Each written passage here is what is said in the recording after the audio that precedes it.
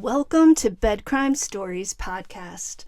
I'm your host, T, and if true crime is your jam and like me, you enjoy delving into unsolved cases, trying to figure out who done it, please consider subscribing.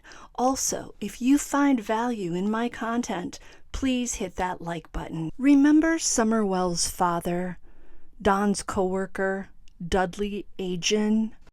Dudley's the guy that Don Wells fired the day before Summer went missing.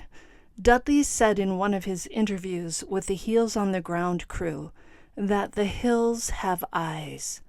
That struck me big time.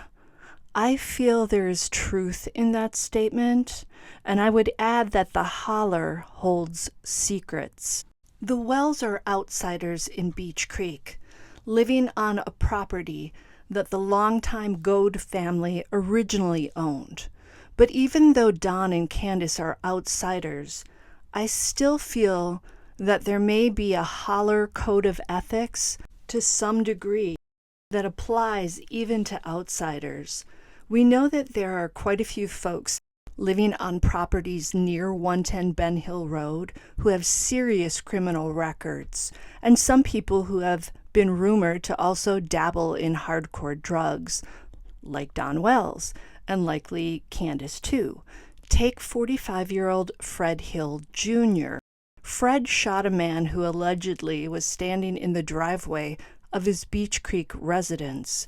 Even before that incident, Hill had felony convictions in Virginia involving the use of firearms. 51-year-old neighbor Frank Light was arrested for having more than 50 images of kids on a thumb drive, pictures that are illegal, if you know what I mean. People with those proclivities tend to keep doing that sort of thing.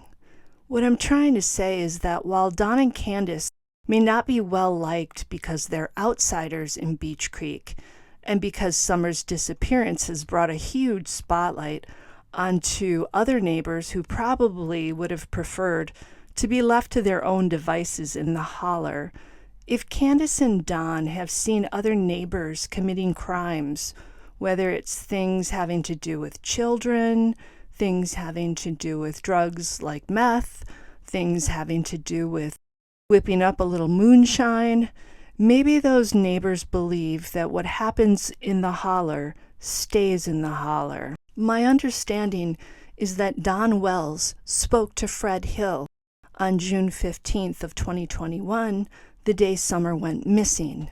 What did they talk about? Did Fred do anything more than chat with Don on that day?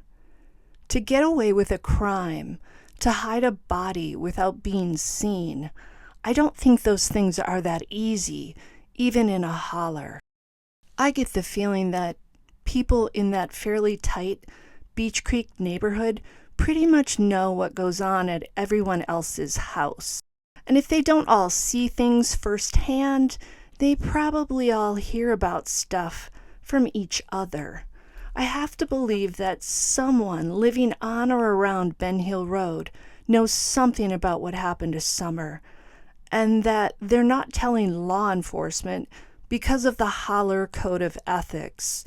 See no evil, hear no evil, speak no evil, and I would add, tell no one else about evil you've witnessed. In a French case I've been researching, the little Gregory Villemain case, years after the crime, a neighbor finally fessed up to say that she had seen some very distinctive-looking people in a car near Gregory's home around the time the little boy was abducted. During the original investigation, that neighbor was too afraid to talk, fearful of reprisals. She took the attitude of, don't get involved, stay out of it. The same type of thing happens in the United States. We are a nation in general of reluctant witnesses. Gilbert Geis, a retired professor of criminology at the University of California at Irvine, says of the United States, it's becoming a more anonymous society, a much more uncaring society, end quote. Geis cites several cases where witnesses either didn't help the victim or didn't come forward for fear of endangering themselves. Do you guys remember the movie River's Edge? It was based on a real-life case.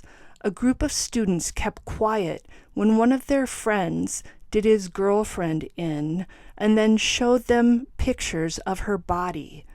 A former district attorney for Plymouth County, Massachusetts, William O'Malley, wrote that the biggest deterrent to speaking out is fear of getting hurt by getting involved.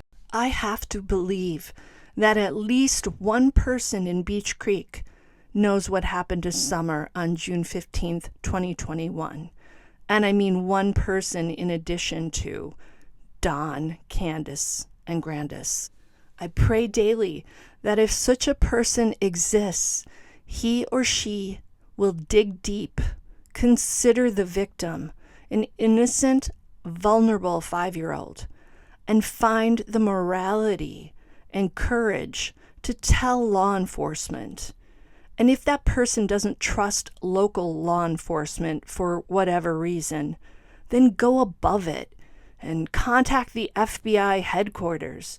Find a way to get the information into the hands of authorities who will take action. I'm pretty sure you can do this anonymously. Until the next time on Bed Crime Stories. Now do me a favor, please hit that like button. It really does help.